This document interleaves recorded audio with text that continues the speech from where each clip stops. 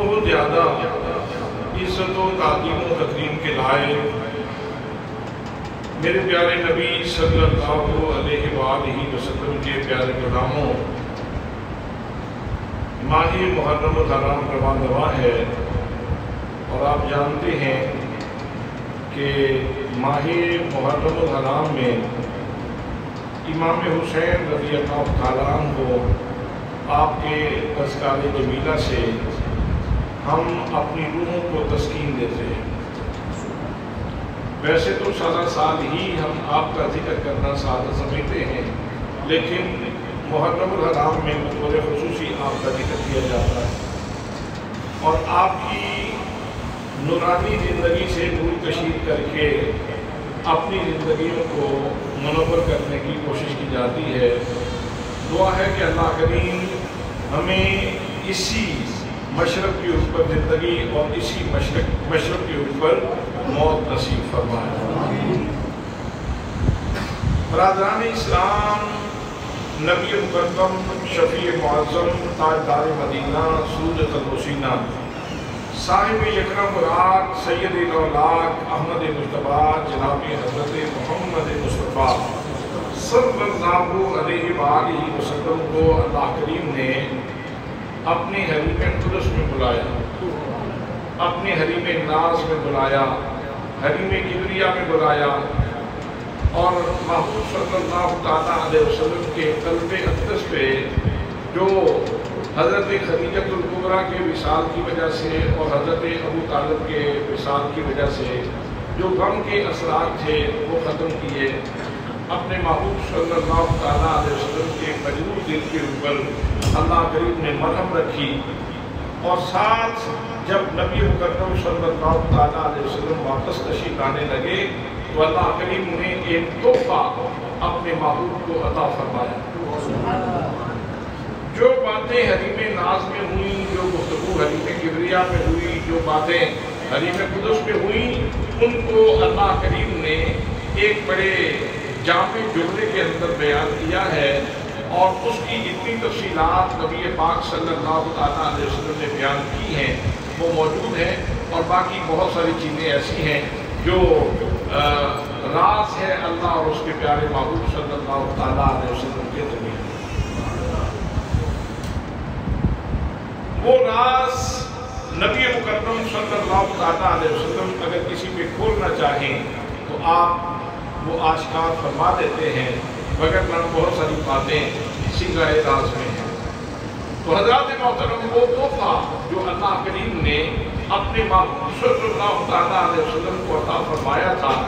آپ جانتے ہیں کہ وہ تحفہ نماز کا تحفہ ہے، وہ نماز کا قیمتی تحفہ ہے، اور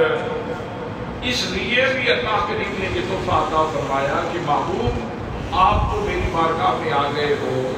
اور میری ملاقات سے شاد کام ہو گئے ہو، میری تجلیات کو دیکھ لیا، میں نے اپنے چہرہ ذات سے تمام پردے اٹھا کر کے آپ کو دیدار کروا دیا۔ محبوب، بہت سارے لوگ آپ کی امت میں ایسے ہوں گے جو ان تجلیات کو ترسیں گے۔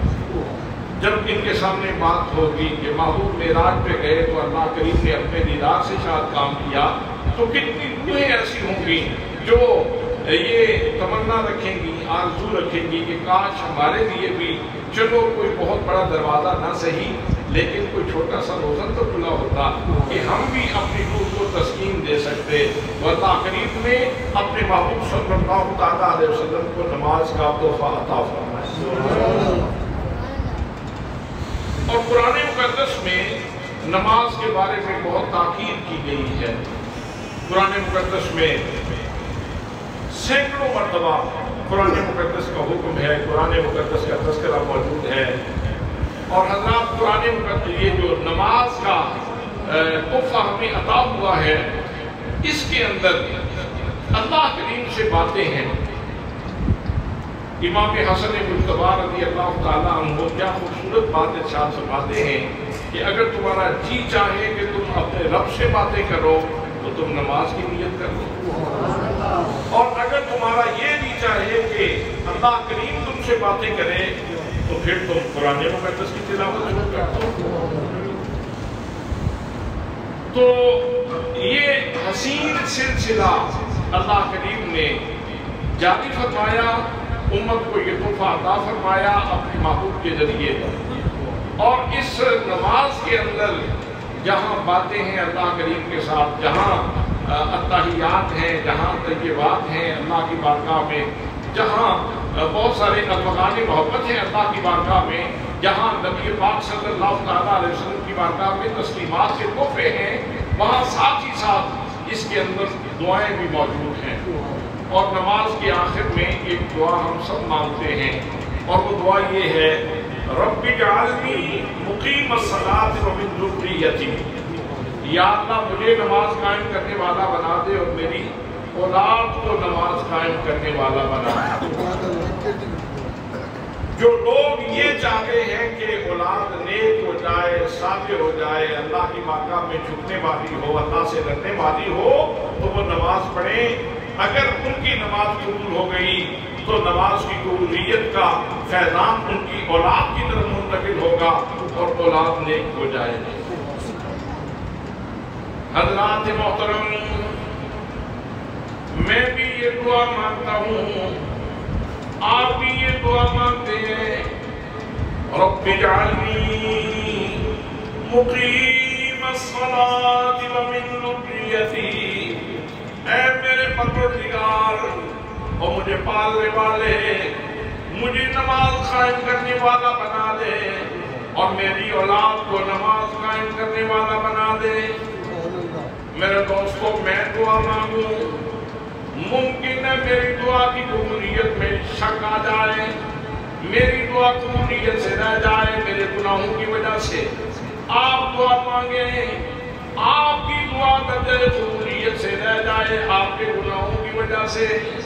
ہماری کسی خامی کی وجہ سے ہماری دعا قبولیت سے رہ جائے۔ لیکن آؤ دیکھو قرون اولیٰ میں سب سے پہلے یہ دعا نبی مکرم صلی اللہ تعالیٰ علیہ وسلم نے مانگی ہے۔ میرے آقا کریم صلی اللہ تعالیٰ علیہ وسلم نے جب یہ دعا مانگی، دعا مانگنے والی ہستی کیسی ہے اور قبول کرنے والی ذات کے ساتھ تعلق کیسا ہے۔ میرے آقا دعا مانگ رہے ہیں، رب اجعلنی مقیم الصلاۃ ومن ذریتی، یا اللہ مجھے نماز قائم کرنے والا بنا دے اور میری اولاد کو نماز قائم کرنے والا بنا دے۔ اور یہاں یہ نقطہ بھی یاد رکھنا، یہ جو نماز پڑھنے والا بندہ کہتا ہے نا کہ یا اللہ مجھے نماز قائم کرنے والا بنا دے، میرے دوستو اگر امت کی سطح میں یہ چیز دیکھی جائے تو ہم اس میں نماز میں استقامت مانگتے ہیں۔ اور جو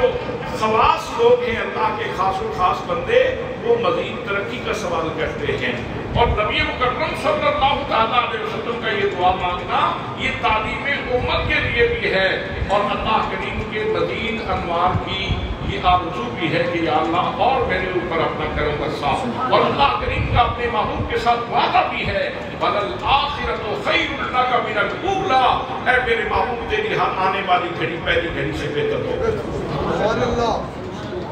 تو میرے آقا کریم صلی اللہ تعالیٰ علیہ وسلم کی تعلیم کے مطابق پھر حضرت سیدنا علی المرتضیٰ رضی اللہ تعالیٰ عنہ آپ بھی یہی دعا مانگ رہے ہیں، رب اجعلنی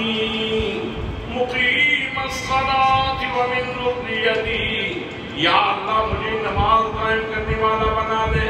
اور میری اولاد کو بھی نماز قائم کرنے والا بنا دے۔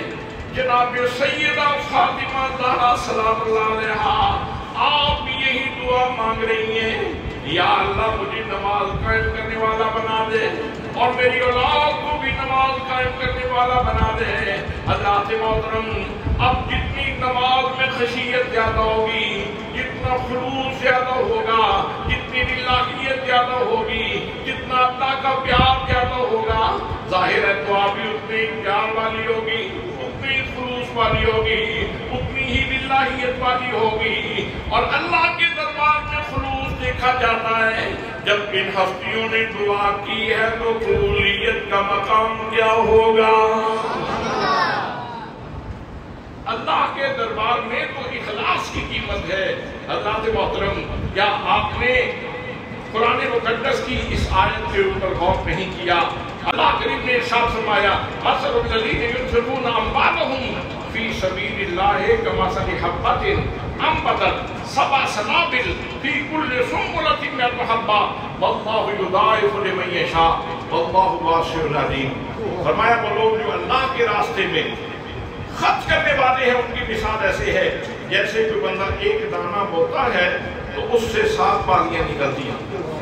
اور 7 بالیوں کے اوپر پھر 100 دانے لگتے ہیں۔ یہ تو سبھی کے لیے کہا، لیکن آگے ارشاد فرمایا واللہ یضاعف لمن یشاء، کچھ ایسے بھی لوگ ہیں جن کے لیے اللہ کریم کئی گنا کر دیتا ہے، کئی گنا اجر بڑھا دیتا ہے۔ تو اللہ کے دربار میں اخلاص کی بہت قیمت ہے، اللہ کے دربار میں اخلاص کی بہت زیادہ ویلیو ہے۔ اب نبی مکرم صلی اللہ علیہ وسلم جیسی نماز تو کسی نبی نے نہیں پڑھی۔ حضرت شیر خدا رضی اللہ تعالیٰ عنہ کی نماز بالمثل نماز ہے۔ اللہ کے دربار میں جب کھڑے ہوتے ہیں تو کیفیت یہ ہے کہ بجلی میں تیر لگے نکل جائے پتہ ہی نہ چلے۔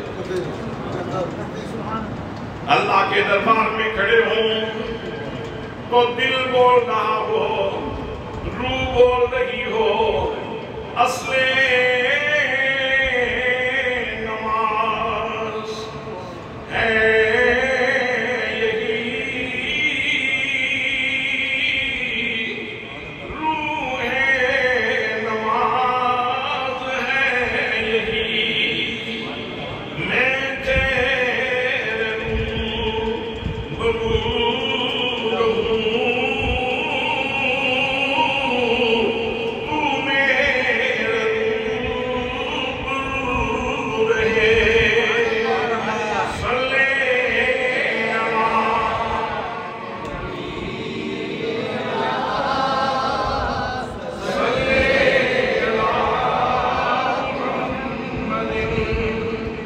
جناب سیدہ فاطمہ زہرا سلام اللہ علیہا کی نماز ایک سجدے میں رات گزر جائے، اتنے اخلاص کے ساتھ اللہ کے دربار میں سجدے کرتی ہے، اور جب صبح کا مؤذن اذان دیتا ہے اللہ کے دربار میں عرض کرتی ہے بار الہا تو نے رات کتنی چھوٹی بنائی، تیری بندی کا ایک سجدہ بھی مکمل نہیں ہوا، رات پہلے ختم ہو گئی ہے۔ اللہ کے محترم، اب ان ہستیوں کی نماز بھی دیکھو،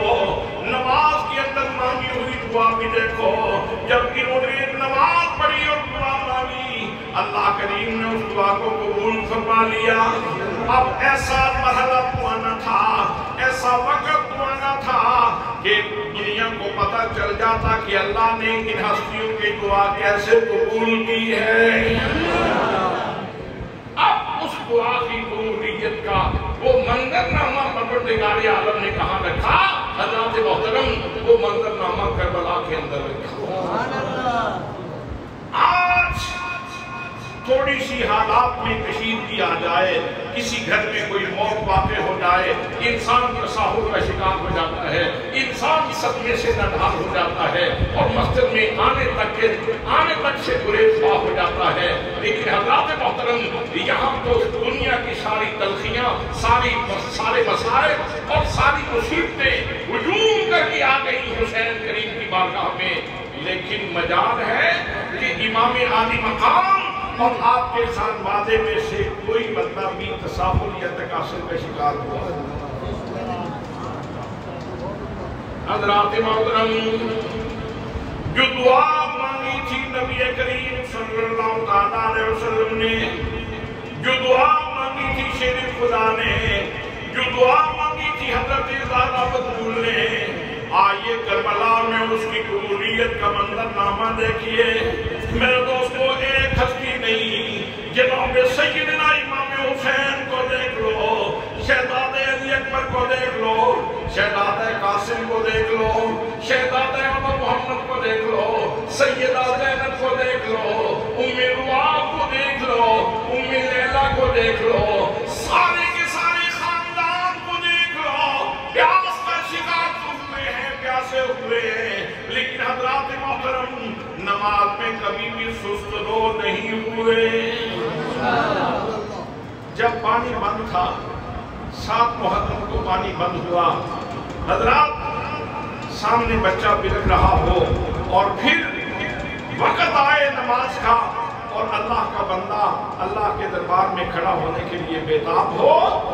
تو یہ ہے وہ نماز کا نقشہ، وہ نماز کے قیام کی دعا جو نبی پاک صلی اللہ علیہ وسلم نے مانگی تھی، اس کے مستجاب ہونے کا اثر۔ بلکہ بات یہاں تک ہے کہ جب نامی اور 10ویں محرم کی درمیانی رات کے لیے مذاکرات ہو رہے تھے، امام حسین رضی اللہ تعالیٰ عنہ آپ کوفیوں سے ارشاد فرماتے ہو کوفیو، اگر تم میری جان کے دشمن ہو تو مہربانی کرو مجھے 1 رات مزید مہلت دے دو، 1 رات مزید مہلت دے دو۔ کسی نے کہا رات کی مہلت دی گئی تو حسین بھاگ جائے گا۔ امام عالی مقام رضی اللہ تعالیٰ عنہ آپ نے ارشاد فرمایا کوفیو، یہ تمہاری خام خیالی ہے، میں نبی کریم صلی اللہ علیہ وسلم کا نوازا ہوں، میں شیر بطول پینے والا حسین ہوں، میں علی المرتضیٰ کا بیٹا ہوں، شیر خدا کا لخت جگر ہوں، میں میدان چھوڑ کے جانے والا نہیں، میں تو یہ رات اس لیے مانگ رہا ہوں، ہو سکتا ہے زندگی کی یہ آخری رات ہو، ذرا میں جی بھر کے اپنے رب کی عبادت کرنا چاہتا ہوں، میں چاہتا ہوں کہ میں جی بھر کے اپنے رب کی عبادت کر لوں، ذکر کر لوں، قرآن مقدس کی تلاوت کر لوں، یہ خواہش ہے کہ میں اللہ کا ذکر کر لوں اور اللہ کی عبادت کر لوں۔ حضرات محترم، پھر جب 10ویں محرم کی صبح آتی ہے اور اس صبح کو جو اذان فجر کہنے کے لیے حضرت امام عالی مقام نے شہزادہ علی اکبر سے کہا کہ بیٹا اذان پڑھو، وہ اذان کس بلا کی اذان تھی، کس درجے کی اذان تھی، کتنا اس کے اندر سوچ تھا، کتنا اس کے اندر درد تھا۔ حضرات محترم، جناب شہزادہ علی اکبر جب اذان کہہ رہے تھے تو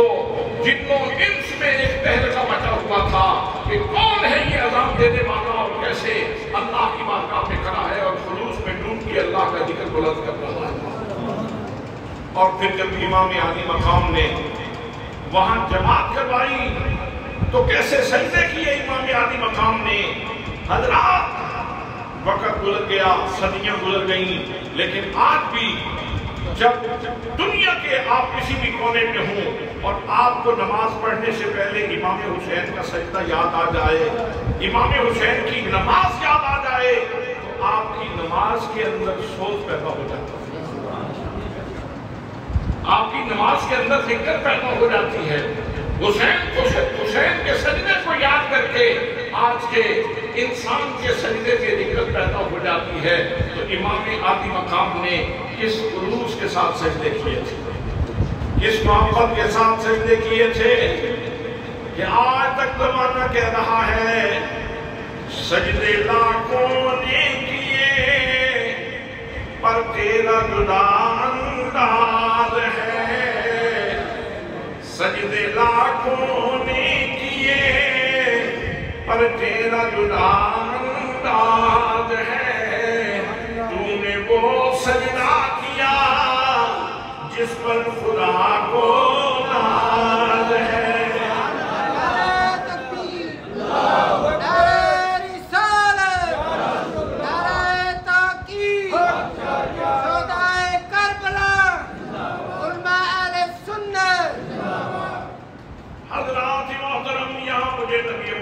صلی اللہ علیہ وسلم کا وہ فرمان بھی یاد آ رہا ہے جو آپ نے امام حسین رضی اللہ تعالیٰ عنہ سے فرمایا تھا، فرمایا یا بنیا ادی الفرائض، او میرے بجلے حسین، او میرے پیارے حسین، اپنے فرائض ادا کرنا، تکن عابد الناس، میرے بچے وقت آئے گا زمین کے سینے میں سب سے بڑا عبادت گزار تو ہوگا۔ حضرات پھر وہ منظرنامہ دنیا نے دیکھا کہ حسین کیسا عبادت گزار ہے، حسین نے کیسے عبادت کی ہے۔ 10 محرم کا دن کتنا خونی تھا، کتنا خطرناک تھا، کتنا وحشتناک تھا، کتنا اندوہناک تھا۔ حضرات یہ تو امام حسین رضی اللہ تعالیٰ عنہ سے پوچھئے، یہ امام زین العابدین سے پوچھئے۔ جب واقعہ کربلا ہو چکا تو حضرت امام زین العابدین سے کسی نے پوچھا تھا کہ جناب والا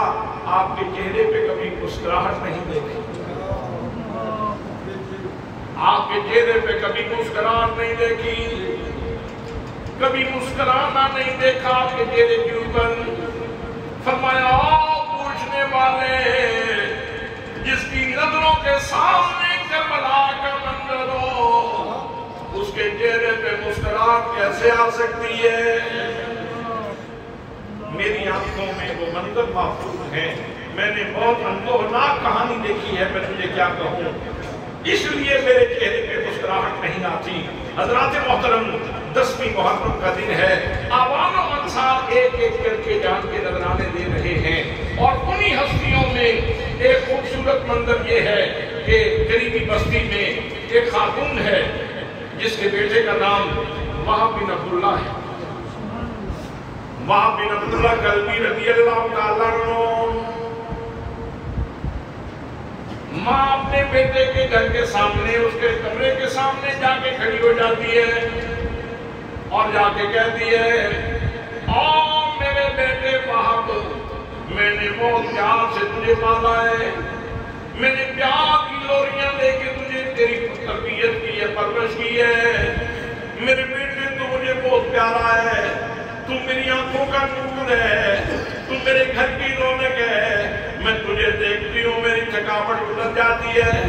میرے بچے تم میری لختے جگر ہو، تم میرے نور نظر ہو، تم میرا دنیا کا سامان ہو، آج تک میں نے تیرے لاڈ لڑائے، لیکن میرے بیٹے آج فاطمہ زہرا کے بیٹے پہ مشکل وقت ہے، میرے بیٹے اگر تو پسند کرے، اگر تو تیار ہو تو میں تجھے امام حسین رضی اللہ تعالیٰ عنہ کی بارگاہ میں پیش کرنا چاہتی ہوں۔ جب ماں نے وہ ساری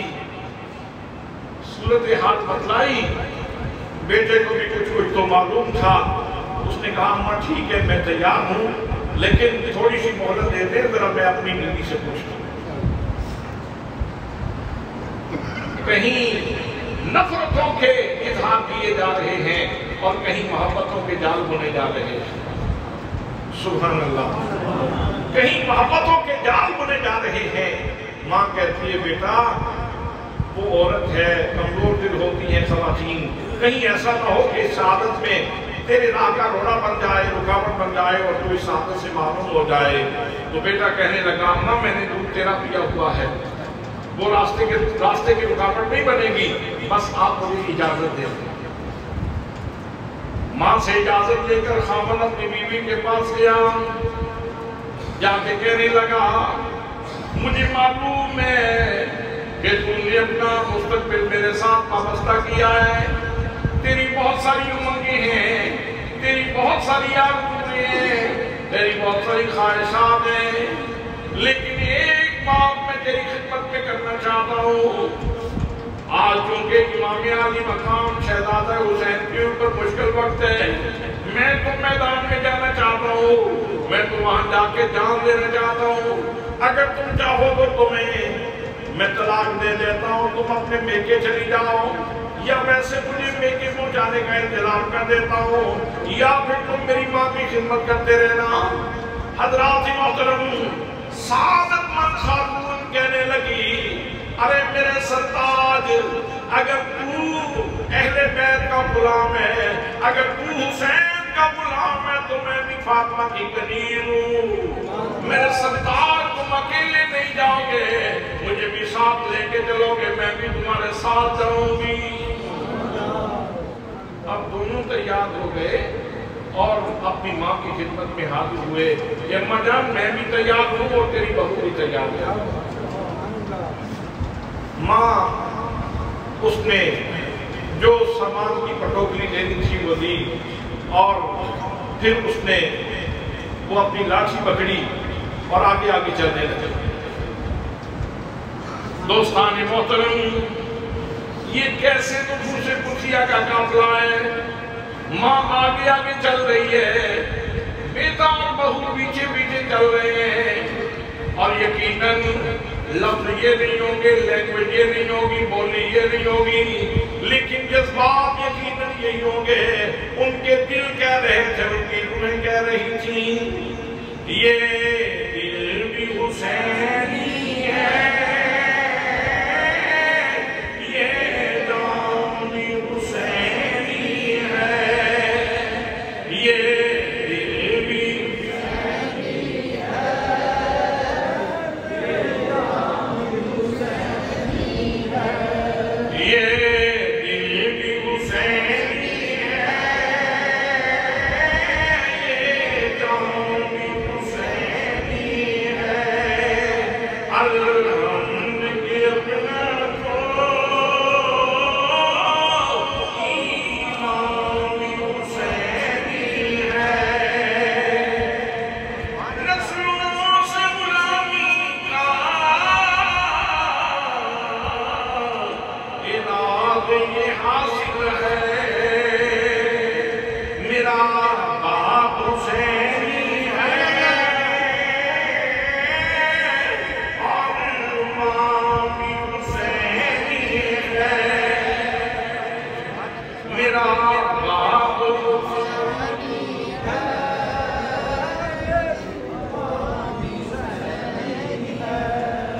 یہ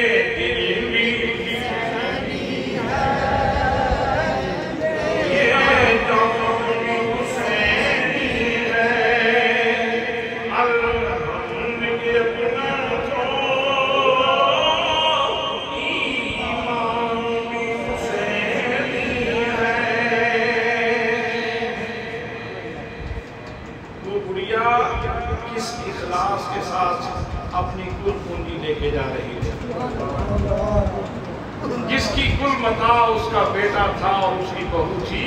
حضرات محترم، وہ کس اخلاص کے ساتھ امام حسین کی بارگاہ میں جا رہی تھی، آگے آگے لاٹھی دیکھتی جا رہی تھی، پیچھے پیچھے بیٹا اور بہو وہ جا رہے ہیں۔ امام حسین رضی اللہ تعالیٰ عنہ کے خیمے کے سامنے جا کے کھڑی ہو گئی اور جا کے امام حسین کی خدمت میں عرض کرنے لگی، آؤ میرے لجپال حسین، میرے سخی حسین، تمہارے دروازے سے کبھی کوئی سائل خالی نہیں لوٹا، کبھی کوئی گداگر خالی نہیں گیا۔ حسین تم بڑے لجپال ہو، سخی نبی کے نواسے ہو، حسین قریب میں سائل بن کے آئی ہوں، مہربانی کرو میری درخواست کو قبول کر لو۔ امام حسین فرمانے لگے، بڑھیا کیا کہنا چاہتی ہو، تمہارے دل کی آرزو کیا ہے؟ کہنے لگی، امام عالی مقام، مجھے وہ وقت یاد ہے کبھی میں مدینہ طیبہ میں فاطمہ زہرا کے پاس رہا کرتی تھی۔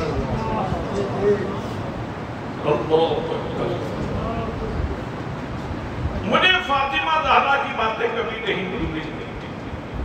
مجھے ان کی شفقتیں اب تک یاد ہیں۔ حسین میں زہرا بطول کی شفقتوں کو نہیں بھول سکتی، بے پناہ پیار فرمایا کرتی تھی آپ میرے ساتھ۔ حسین آج جب تم امتحان میں ہو تو میں بھی چاہتی ہوں یہ اپنی کل متاع لے کے تیری خدمت میں حاضر ہوئی ہوں، حسین مہربانی کرو میرا یہ نذرانہ قبول فرما لو۔ اب ظاہر ہے جس غریب الوطنی میں حضرت امام عالی مقام امام حسین تھے اور جن حالات میں تھے، ان حالات میں حضرت فاطمہ زہرا کا ذکر، ان حالات میں فاطمہ زہرا کی یادیں، ان حالات میں فاطمہ زہرا کی باتیں امام حسین کے دل کو نرم کرنے کے لیے، وہ تو پہلے ہی نرم تھا، اس میں مزید گداز پیدا کرنے کے لیے کافی تھیں۔ جب اس بڑھیا نے امام عالی مقام کی بارگاہ میں یہ لجاجت پیش کی اور اپنا نذرانہ پیش کیا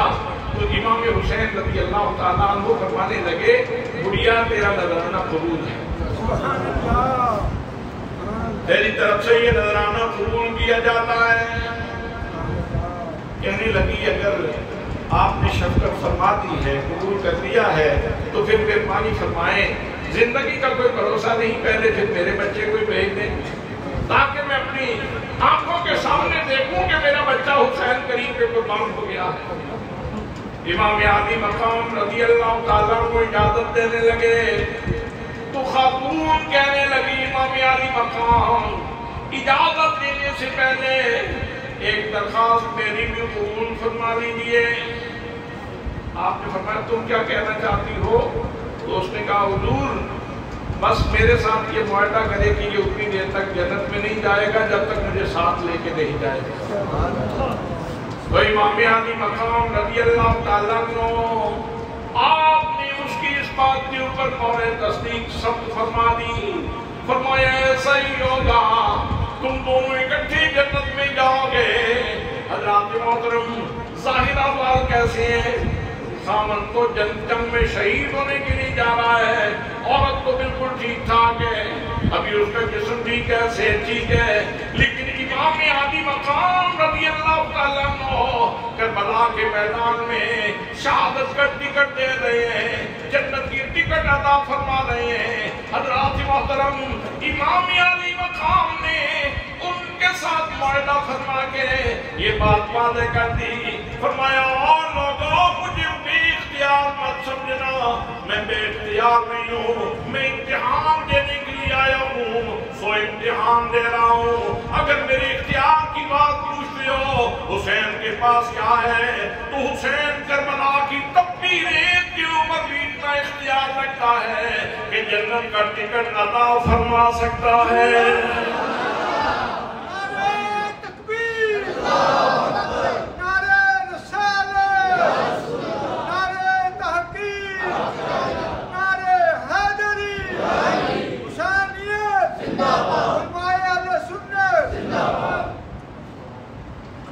معاہدہ ہو گیا تو امام حسین رضی اللہ تعالیٰ عنہ نے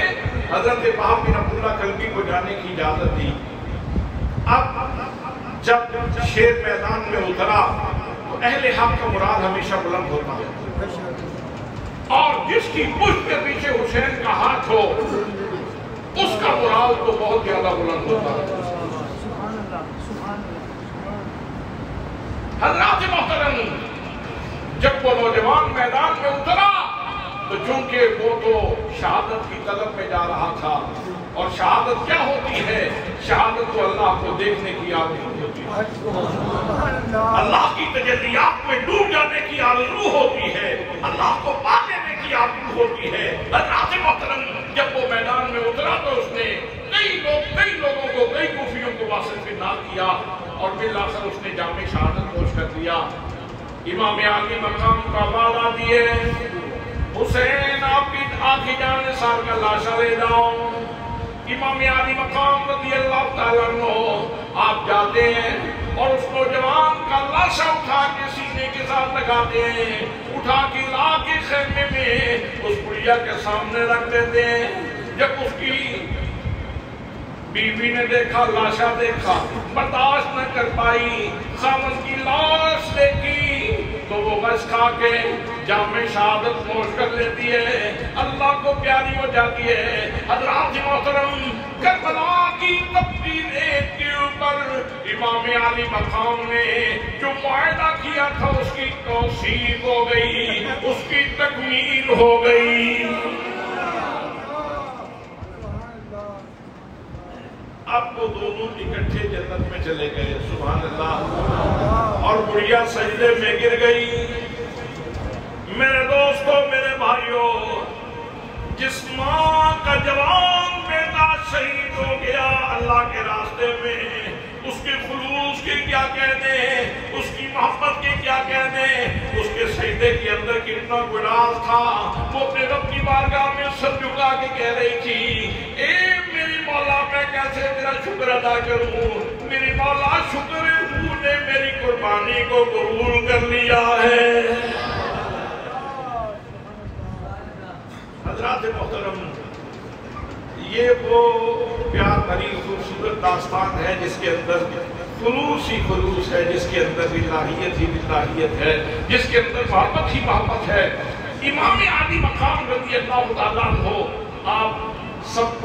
جانثاروں کے لاشے وصول فرماتے ہیں اور پھر اپنے خاندان کی باری آ جاتی ہے، خانوادہ اہل بیت کی باری آتی ہے۔ حضرت سیدہ زینب سلام اللہ علیہا اپنے دونوں بچوں کو تیار کر کے بھیجتی ہیں، فرماتی ہیں او میرے بچوں جاؤ جا کے مامو جان سے اجازت لو اور تم بھی نانے کے دین پہ قربان ہو جاؤ۔ ننھے ننھے شہزادے ہیں، ہاتھ میں تلواریں ہیں اور مامو جان سے اجازت لینے کے لیے جا رہے ہیں۔ آپ جب آپ کے پاس پہنچے آپ نے فرمایا بیٹا جا کے اجازت مانگی تو فرمایا نہیں بیٹا ابھی تمہیں اجازت نہیں، ابھی علی اکبر موجود ہے، قاسم موجود ہے، ابھی عباس سردار موجود ہے، میں موجود ہوں، ابھی تمہیں اجازت نہیں ہے۔ تو بچے واپس آ گئے اور آ کے اپنی ماں سے کہنے لگے کہ امی جان مامو جان نے اجازت نہیں فرمائی۔ تو حضرت سیدہ زینب ان کی عظمت پہ سلام، ان کی رفت کو سلام، ان کی ہمت کو سلام۔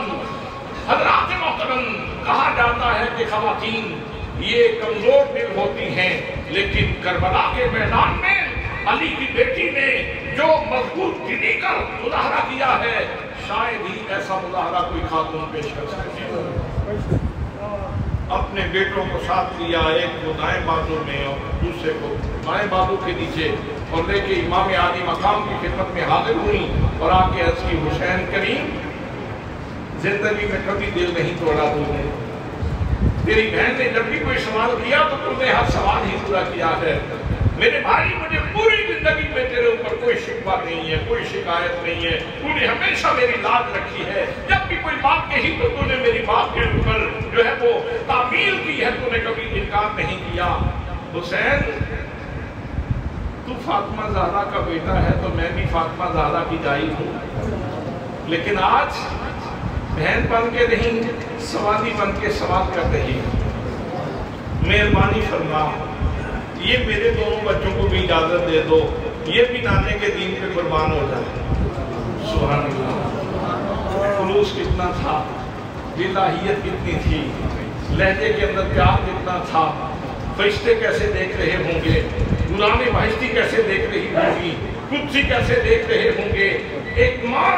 اپنے بچوں کو اللہ کے دین کے لیے پیش کر رہی ہے۔ حضرت امام عالی مقام نے ارشاد فرمایا بہن تیری گود کو خالی ہوتے کیسے دیکھوں گا، مہربانی کر۔ تو بہن کہنے لگی میرے ویر جب میدان معاشر ہوگا تو سیدہ فاطمہ زہرا سلام اللہ علیہا مجھ سے پوچھیں گی کہ زینب جب میرے بیٹے حسین پہ مشکل وقت آیا تھا تو اس وقت تو نے کیا قربانی دی تھی؟ میرے ویر یہ میرے بچے قبول کر لو۔ جب فاطمہ زہرا پوچھے گی نا تو میں اپنی امی جان سے کہوں گی امی جان جب آپ کے بیٹے پہ مشکل وقت آیا تھا میری گود میں 2 پھول تھے، میں نے بھی اپنے نانے کے دین کے لیے قربان کیے تھے۔ سیدہ زینب سلام اللہ علیہا ان کی اخلاص پیار کو دے کر سیدنا امام عالی مقام رضی اللہ تعالیٰ عنہ آپ کی آنکھوں میں آنسو تیرنے لگے۔ فرمایا میری بہن میں تیری بات کو نہیں ٹال سکتا، میری طرف سے اجازت ہے، ان کو بے شک میدان کارزات میں بھیجو، ان کی تیاری کرواؤ۔ اب سیدہ زینب اپنے بچوں کو تیار کر رہی ہیں، کبھی ایک کا رخسار چومتی ہیں، کبھی دوسرے کا ماتھا چوم رہی ہیں، تیار کیا جا رہا ہے۔ عقل آ کے کہنے لگی زینب کیا کر رہی ہو؟ یہ بچے آنکھ کا نور ہوتے ہیں، دل کا سرور ہوتے ہیں، یہ چلے جائیں گے گھر کی رونق چلی جائے گی، گھر کی روشنی چلی جائے گی، تم کیا کر رہی ہو؟ لیکن عشق کہنے لگا بے شک یہ گھر کی رونق ہے، لیکن نانے کے دین کی رونق کے لیے میں اپنے گھر کی رونق کو قربان کر دوں گی، لیکن نانے کے دین کو بے رونق نہیں ہونے دوں گی۔ بے شک تھنگ اکھاں دی گھر وچ کرے نے اجالا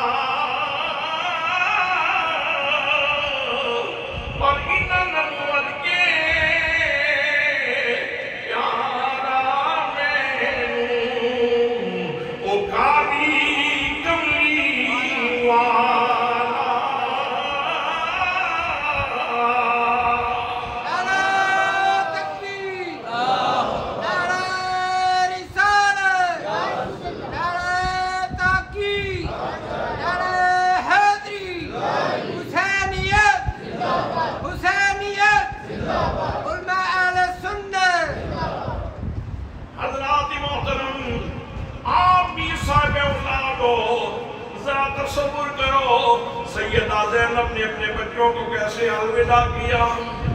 کیسے میدان میں اتارا، کیسے شہزادوں کے ہاتھ میں دو ننھی ننھی تلواریں ہیں اور میدان میں اتر رہے ہیں۔ حضرات محترم اور منظر نام آئیے، صبح سے امام علی مقام لاشیں وصول فرما رہے ہیں۔ اب شہزادے جب میدان کارزات میں اترے تو بے شک عمر چھوٹی تھی لیکن گھرانہ تو چھوٹا نہیں تھا، رگوں میں خون تو چھوٹے لوگوں کا نہیں تھا۔ میدان کارزات میں اترے اور انہوں نے جوانمردی کے جوہر دکھائے، بہادری کے جوہر دکھائے اور بالآخر منزل مقصود پہ پہنچے، شہادت کا جام دیا،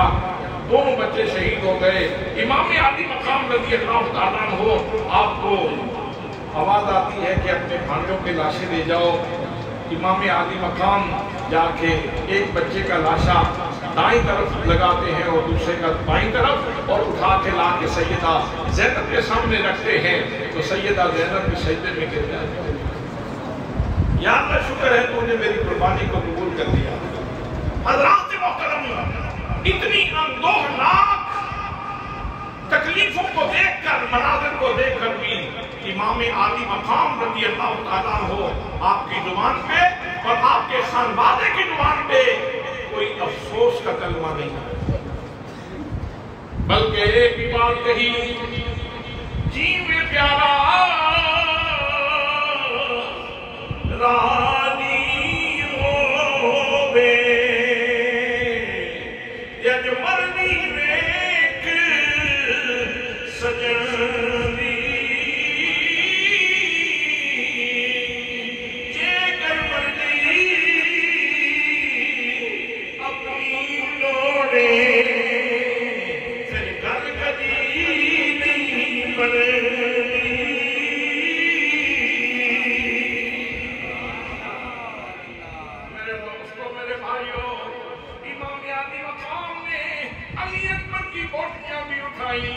علی اصغر کے گلے میں خون کے فوارے نکلتے بھی دیکھے، عباس رمضان کی کٹے ہوئے بازو بھی اٹھائے، اپنے آبان و انصار سب کے لاشیں وصول کیے۔ اتنی قربانیاں دینے کے بعد بھی جب امام علی مقام خود میدان کارزار میں حسین کو ایک طلب باقی ہے، نیزوں کے بعد ہو رہے ہیں، تیر چل رہے ہیں اور تلواریں چل رہی ہیں، جسم چلنی ہے، لیکن ابھی تک حسین کو ایک طلب باقی ہے۔ حسین علی اکبر کو نے دے دیا، علی اصغر دے دیا، عباس دے دیے اور محمد دے دیے، ابھی کس چیز کی طلب باقی ہے؟ تو امام حسین نے اپنے عمل سے ثابت کیا، کہا لوگوں جو نانے نے ولادت کے وقت اذان کہی تھی ابھی اس کا سجدہ باقی ہے۔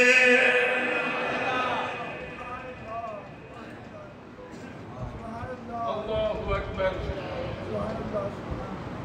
میرے آقا نے دعا مانگی، یا اللہ مجھے نماز قائم کرنے والا بنا دے اور میری اولاد کو۔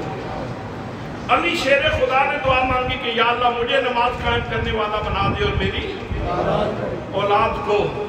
اور حضرت زہرا بطول نے دعا مانگی، یا اللہ مجھے نماز قائم کرنے والا بنا دے اور میری اولاد کو۔ حضرات محترم، کربلا کا ایک فلسفہ یہ بھی ہے کہ کربلا کا یہ منظرنامہ اس لیے دنیا کو دکھایا گیا کہ دعا کرنے والوں نے کتنے خلوص کے ساتھ دعا کی تھی اور قبول کرنے والے نے کس شان کے ساتھ اس دعا کو قبول کیا ہے۔ زمانہ اس دعا کی قبولیت کے مناظر دیکھ لے، نہ امام علی مقام کی نماز میں کمی، نہ سیدہ زینب کی نماز میں کمی، نہ علی اکبر کی نماز میں کمی، نہ عمر محمد کی نماز میں کمی، نہ شہزادہ قاسم کی نماز میں کمی۔ جب بھی کھڑے ہوتے ہیں، جتنے ہیں سب کھڑے ہوتے ہیں، سب نماز پڑھتے ہیں اور کمال خلوص کے ساتھ کھڑے ہوتے ہیں۔ سبحان اللہ، کہیں سبحان اللہ، پیار سے کہیں سبحان اللہ۔ حضرات محترم، ان ہستیوں نے دعا مانگی، اللہ نے قبول فرمائی اور پھر قبولیت کا جو منظرنامہ دنیا کو دکھایا وہ کربلا میں دکھا دیا کہ دیکھ لو میں نے اپنے مصطفیٰ کی دعا کیسے قبول کی ہے۔ میں نے علی مرتضیٰ کی دعا کیسے قبول کی ہے، میں نے فاطمہ زہرا کی دعا کیسے قبول کی ہے۔ دعا ہے کہ اللہ کریم ہمیں بھی نماز قائم کرنے والا، ہمیں بھی خلوص کے ساتھ یہ دعائیں مانگنے کی توفیق نصیب فرمائے، تاکہ جب ہم بھی نماز پڑھیں اور ہم بھی دعا مانگے رب اجعلنی مقیم الصلاۃ ومن ذریتی، تو اس کا اثر ہماری اولادوں تک جائے اور ہمارے گھر سمجھ جائیں، ہمارے گھروں میں برکت ہو، ہمارے گھروں سے نحوست دور ہو جائے۔ جس گھر میں قرآن پاک پڑھا جائے، جس گھر میں نماز پڑھی جائے، اس گھر سے نحوست دفع ہو جائے، نحوست بھاگ جاتی ہے، برکت آ جاتی ہے۔ یہی کربلا والوں کا سبق ہے اور یہی ان کا پیغام ہے۔ دعا ہے کہ اللہ کریم ہمیں عمل کی توفیق نصیب فرمائے۔ وما علیہ الا البلاغ المبین۔